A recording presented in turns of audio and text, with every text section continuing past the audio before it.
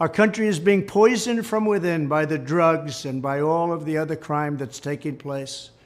The drug cartels are waging war in America, and it's now time for America to wage war on the cartels. In this war, Joe Biden has sided against the United States and with the cartels.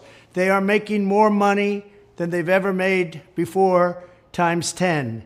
There's never been anything like it. They're major, major companies. They're bigger than even some of our biggest companies. Biden's open border policies are a deadly betrayal of our nation.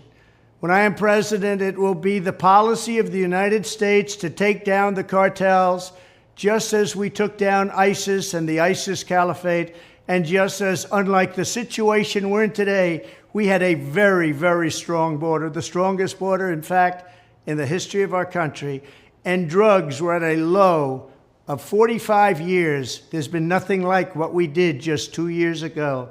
We will show no mercy on the cartels. Every day, drug traffickers are using the waters of our region to ship their lethal poisons to America, killing so many of our people and ruining families. In addition to restoring strong border security, I will deploy all necessary military assets, including the U.S. Navy, to impose the full naval embargo on the cartels. I did that before, and it worked. What we did was incredible. We will guarantee that the waters of the Western Hemisphere are not used to traffic illicit drugs to our country. Furthermore, I will order the Department of Defense to make appropriate use of special forces, cyber warfare, and other overt and covert actions to inflict maximum damage on cartel leadership, infrastructure, and operations. I will designate the major cartels as foreign terrorist organizations. We will sever their access to global financial systems. I will also work to forge an unprecedented partnership with neighboring governments in our region, just like I did in Mexico. And remember, in Mexico alone, an estimated 100,000 civilians have been tragically murdered or gone missing at the hands of these cartels.